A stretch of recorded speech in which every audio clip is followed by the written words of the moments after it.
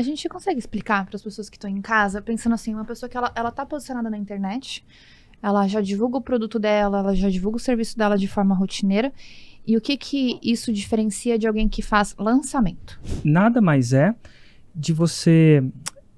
Se eu fosse falar mais tecnicamente, são gatilhos mentais empilhados em sequência. Mas quem não entende isso vai entender menos ainda. Sim. Mas basicamente é você represar uma demanda, represar uma quantidade de energia de vendas e soltar essa quantidade de energia de vendas de uma vez.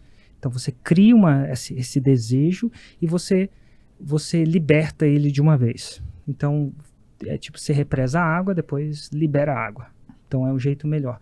Aí uma das pessoas, para que eu vou represar? Para que eu não vou vender já? Eu vou represar para quê? Porque existe uma teoria que se você fizer isso com maestria, você acaba vendendo mais do que se você estivesse vendendo num processo mais convencional. Então você represa. E a gente pode entender isso, para quem não entende, como é que lança foguete para a Lua. Os caras com uma tecnologia represam um pouco de energia, que no caso disso é em termos do combustível e de como aquele combustível é direcionado, e uma vez que solta aquele foguete, ele vai até Marte. E não dá para ir para Marte, ou Marte exagerei, marqueteiro, né? Lua. Vamos falar Lua, 1969. Sim. Mas vamos pensar, como é que você vai para a Lua devagar? Não tem como. Então tem algumas técnicas que você usa como lançamento, que é uma coisa que eu tenho que lutar muito, porque lançamento no dicionário, se a gente for perguntar para a Cecília, não sei se a Cecília está treinada nisso, mas se você perguntar para ela, é você trazer uma coisa nova no mercado, que também é lançamento. Mas não é porque você lançou o foguete uma vez que você não pode relançar ele de novo. Então lançamento nada é de você concentrar uma quantidade de energia muito grande e liberar ela de uma forma tal que esse resultado final seja melhor do que o fato de não ter represado.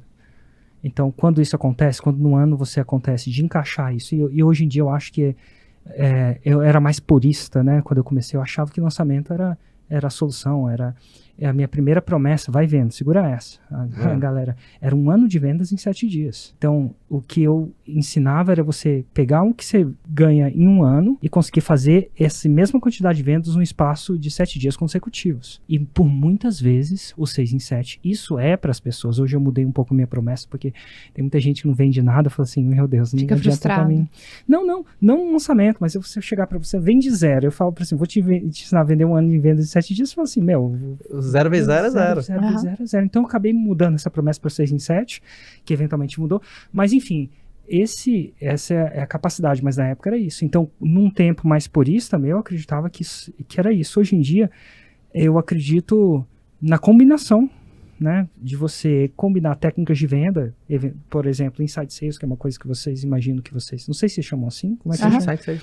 Tá, Inside Sales com lançamento. Você gera toda essa demanda, esse awareness, essa confiança, esse desejo, e aí manda para sua galera converter, arrematar, lapidar, em vez de ter que construir tudo aquilo do zero. Então, a combinação hoje eu acho que é muito massa, funciona muito bem, mas esse era o processo de lançamento. Não sei se eu expliquei de uma maneira que as pessoas conseguiriam entender. Sim, aquela estratégia de você... por exemplo, se a gente for uma coisa mais que a galera tá acostumada, a Black Friday é um grande lançamento mundial, né? É um grande lançamento onde mundial. Todas as empresas represam aquela coisa, vem aí, a Black Week está chegando, se prepare, as ofertas mais loucas, chegou o teu momento, antes jamais visto, e aí tem antecipação, tem isso, tem aquilo, um conjunto de empilhamentos, de gatilhos mentais orientados para a área comercial. Total. E né, dentro daquela semana, né? Ou mais raiz mesmo, o Black Friday, se não me engano, é dia 27, esse ano passado foi 27 ou 26, alguma coisa de novembro. O mundo inteiro faz um grande lançamento. E não é incomum que o varejo, ou própria coisa, reporte os maiores faturamentos que ele já viu. Sim. Então, você pega uma Hotmart, por exemplo, se não me engano, o JP, que é o CEO da Hotmart, ele fala que a Black Friday estrategicamente, é o maior, pelo menos no ano passado, foi o maior mês da Hotmart. Como é que isso pode acontecer?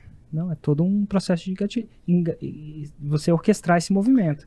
E tem jeito de orquestrar esse movimento de uma forma melhor, outras pior. Então, mais intuitiva, menos intuitiva. Então, o lançamento é a capacidade de você gerar Black Fridays de maneira constante, não só em novembro, no dia 27. A gente pode falar um pouco, sei lá, às vezes 1 ou 2 gatilhos que alguém que já tá assistindo a gente pode, talvez, começar a pensar? Definitivamente. Então, o primeiro gatilho, eu sempre começo com ele, é um gatilho de reciprocidade. É um gatilho de... O fato é o seguinte, pela teoria da reciprocidade, o ser humano, quando alguém faz alguma coisa de boa para ele não consegue deixar de fazer uma coisa em troca, de verdade. É inconsciente, eu acho que isso foi pré-programado na gente desde os tempos da caverna. Você pensa na caverna lá, você trazia um pedaço de comida para um cara, se a outra pessoa não se sentisse grato e trouxesse um pedaço de comida para você, as pessoas que não faziam reciprocidade morriam. E aí elas foram morrendo, só ficavam as pessoas que tinham reciprocidade. Então, muito se fala, por exemplo, como é que você encaixa isso? Então, reciprocidade. Se eu faço uma coisa boa para você e você acha que isso é genuíno, você vai querer fazer uma coisa boa em troca para a pessoa. Por exemplo, comprar. Por exemplo. Então, a gente parar para pensar que a venda não acontecia só na hora, vou te ligar para vender. Não. Nesse processo, eu comecei, na época, a educar as pessoas para começar a produzir conteúdo de valor, isso é, dar valor para as pessoas, que é o que a gente está fazendo aqui, ou pelo menos está tentando fazer aqui, a nossa intenção de que a pessoa escute isso aqui e saia com alguma coisa que ela possa aplicar na vida real dela e eventualmente seja grata. E eventualmente a gente tende a comprar aquelas pessoas que são gratas. Então, o lançamento, apesar do faturamento acontecer em 7 dias, aquela represar as coisas acontecem por volta de anos. Tem gente que acha que, eu só vou trabalhar 7 dias e vou faturar, né? Tem. Sempre tem, né? Eu sou culpado por isso, né? É? Porque eu falo 6 em 7, 6 reais em 7 dias. É um pouco disso. Mas assim, é íntegro. Porque assim, o foguete, ele sobe... Ele sobe em 30 segundos até pra lua, mas demorou 2 anos pra você construir a porra do foguete. Exatamente. Mas quando você quiser lançar de novo, você consegue fazer aquela coisa de novo, né? Mas sim, eu tenho até que falar durante o meu processo de educação. Assim, você faz, porque senão você pega o cliente errado, né? Não, ele chega com uma expectativa errada e depois de lançamento, venda, vocês sabem muito bem disso. É o primeiro passo, mas se depois ele entra e acha que você não entregou o que ele prometeu, depois da invenção das mídias sociais, seu negócio no longo prazo vai pro saco. Exatamente. Então tem todo um processo de você fazer isso de uma forma de você acertar as expectativas para gerar o resultado, porque é isso que no longo prazo vai gerar crescimento na sua empresa. No curto prazo, meu irmão, tudo assenta, mas no longo prazo, principalmente depois da invenção das mídias sociais, não funciona assim. Então existe isso. Mas aí a gente vai quebrando, né? Primeiro reciprocidade, então. Primeira reciprocidade, que gera um outro gatilho muito forte, a autoridade. Autoridade também incrustado na nossa mente desde que a gente é criança. Quem é a primeira autoridade de uma criança? Mamãe e papai. Mamãe e papai é a autoridade suprema. Inclusive, depois de uma certa idade, a gente descobre que ele não sabe de tudo. Exato. Né? Chega uma hora que você fala, cara, era tudo... Mas isso vai vir quando? Aos 15 anos, até os 11, 12, você é a autoridade suprema. E a autoridade é um atalho de decisão. O ser humano, desde então, é treinado a não conseguir saber tudo sobre tudo. Então, ele é treinado desde criança a recorrer a autoridades para aquilo que ele não tem conhecimento. Então, se eu não sei de medicina e eu estou com um certo sintoma, eu vou recorrer à autoridade. A autoridade, quando eu reconhecer essa autoridade da pessoa, eu vou seguir aquilo que ela falar, mesmo que aquilo não faça sentido para mim. Então, uma vez você pode ir no médico, porque você recorre a essa autoridade, ele fala, aconteceu comigo, estava em Barcelona, fiquei doente, minha esposa é muito louca, tem uns médicos muito loucos, assim. Aí foi lá no médico, ele falou, você está doente, eu não entendia nada do que ele falava, você está aqui bem carregado, mas botou um líquido dessa cor aí, do energético, amarelo, e o outro da cor do energético fosforescente azul. E era um no braço, outro no outro. Achei aquilo até meio estranho. E eu tô no meio ali tomando aquela parada em Barcelona, na veia. E eu falei assim, cara, esse cara tá injetando alguma coisa na minha veia. E ele falou as vitaminas lá, mas, cara, eu deixei alguém injetar. Como é que você deixa alguém injetar? Porque eu reconheci ele como autoridade e deixei ele injetar na minha veia. Então, autoridade. Então, quando você dá a reciprocidade, você gera autoridade. E tudo com autoridade fica mais fácil. Um palestrante sem autoridade cobra R$1.000 por palestra. O mesmo palestrante com autoridade cobra R$200.000. Eu sei disso porque eu já fiz palestra de R$200.000. E a palestra era a mesma de que quando eu fazia palestra por muito tempo. Eu não faço palestra hoje, né? Mas é a mesma palestra. Qual que é a diferença? Autoridade. Autoridade. Como é que você gera autoridade? Ao gerar reciprocidade, você... eventualmente algumas pessoas vão falar, pô, o Caio manja dessa parada. Essa dica que ele me deu do... Me ajudou em alguma coisa. Nossa, como é que chama o negócio de nãos aí? O antecipador de nãos, o Facilitador de Pô, mãos. eu usei esse facilitador de mãos que agora eu gerei um outro gatilho mental. Chama antecipação. Quem não sabe o que é o facilitador de mãos vai gerar uma curiosidade incrível para saber e completar isso. Eu já não sei o que é o facilitador de nãos, mas eu tô curioso. E essa curiosidade, a gente fala que a curiosidade matou o gato. Então, assim, é uma coisa que a gente fica curioso pra saber como é que a série vai terminar. Eu tô assistindo uma série que chama Mandalorian agora, com meu filho. A gente Star Wars, né? É, Star Wars. Muito legal. É bom, eles aprenderam a reescrever de novo. Teve uma época que eu entrei e fiquei chateado com ele, que tudo era Estrela da Morte e tal, mas enfim, agora estão pelo menos mudando um pouco da história. Tudo acabava na destruição da Estrela da Morte, agora pelo menos Mandalorian não tem Estrela da Morte. Mas, cara, a gente fica... E essa antecipação gera atenção.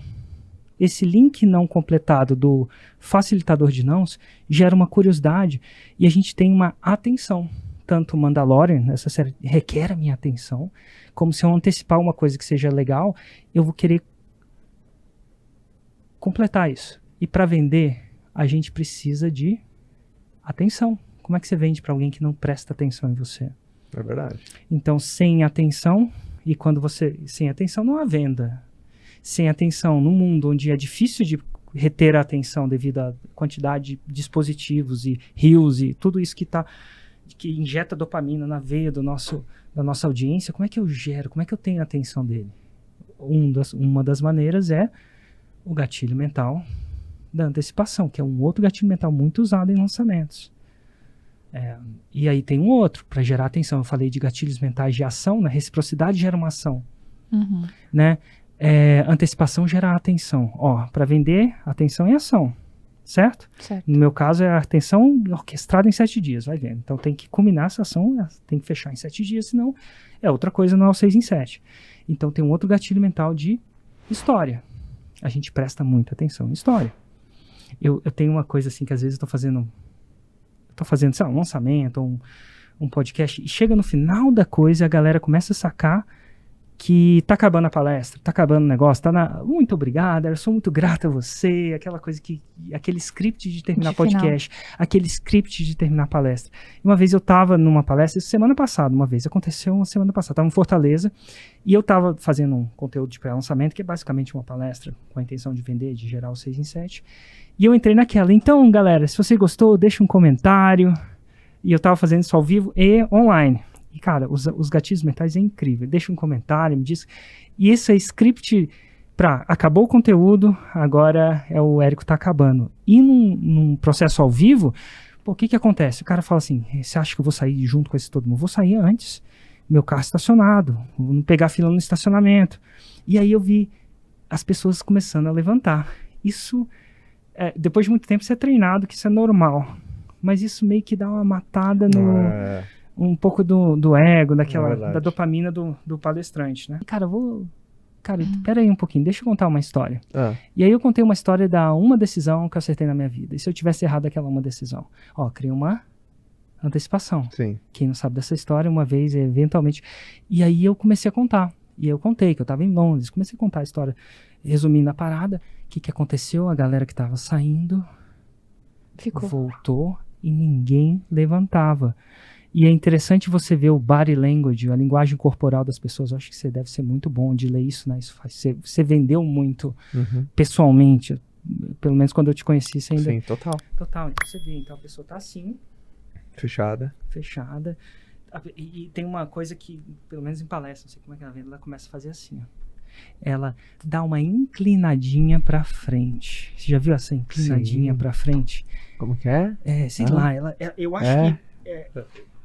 sentou aqui, ela tá numa certa posição. Eu tô numa posição contemplativa, relaxada. Quando eu mudo o meu tronco, quando ele passa pra cá, mesmo que eu estiver de braço cruzado, passou pra frente, há um sinal de interesse muito grande.